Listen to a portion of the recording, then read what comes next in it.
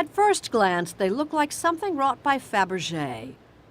Egg-shaped sculptures, elegantly carved into lacy designs, and oh so delicate. But look again, and the art's true meaning comes into focus. An unsparing account of life behind bars. When I do a piece, I actually have to go back to prison mentally to feel the loneliness, the anger, the fear. I have to go back there in order to recreate that scene again. The brick wall, the bars.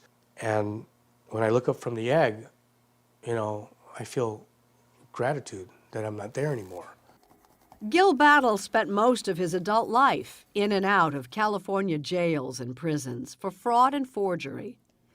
Yet after nearly a decade of freedom, Battle finds himself drawn back to the scenes that once defined his world. On a lot of the eggs, I have the chain gang. And I used to think those aren't just 20 guys. Those are 20 guys with 20 different stories. Do you give each individual a different face? It's impossible to do the same face. You can't make the same face. Different faces, but no expression. Different faces, but no expressions, right? Yeah. An eggshell is expressionless until the artist arrives. Wow, right. Life, yeah. I put life on that thing. That thing is an ostrich egg. First, I come up with a theme for each egg.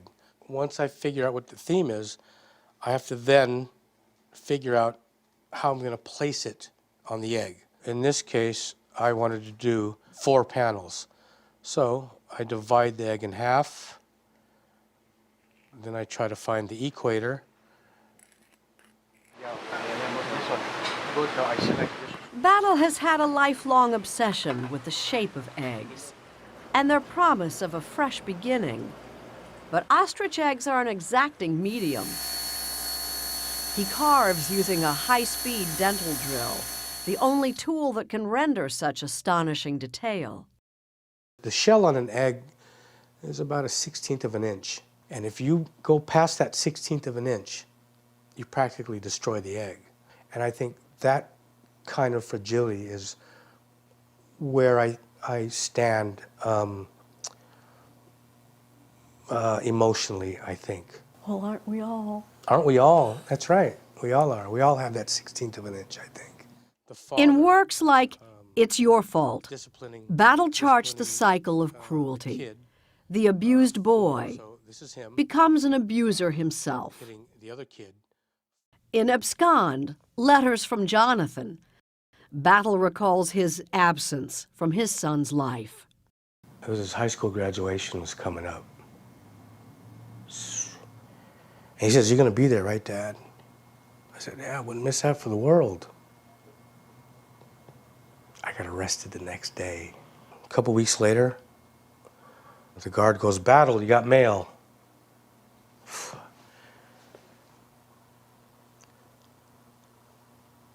And I couldn't open up that letter for a week.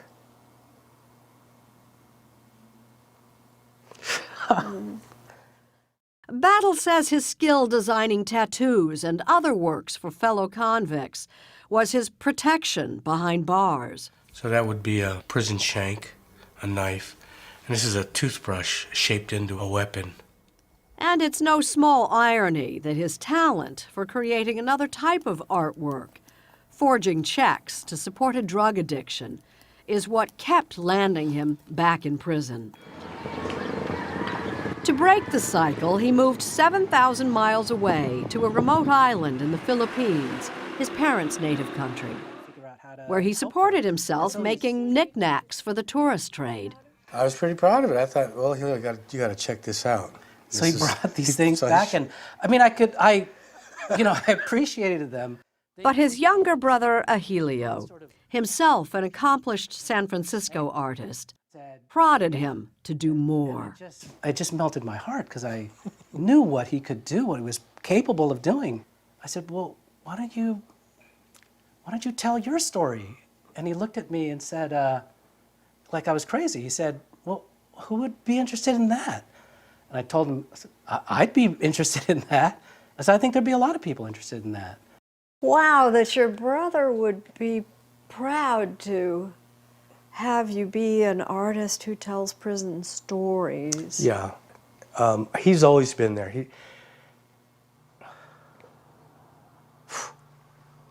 Okay. He's always been there. Yeah, he has never closed the door on me. And now the door to a future as a successful artist has opened for Gil Battle. It's really just quite beautiful. Thank you. Yeah. The imposing ex-con who creates such delicate masterpieces, which sell for $14,000 each. At age 53, there's so much lost time to make up. You could have had a great career as an artist, but then you wouldn't have a story to tell that you've got. Isn't that wild? And I think it was with my son, and I said, this could have happened years ago, and it's almost kind of late now. And my son says, no. He says, if you didn't go to prison, this couldn't have happened. I used to see this bumper sticker, and it says, art saves lives. And I used to see it, and I go, that's kind of corny, But it does. It saved my life.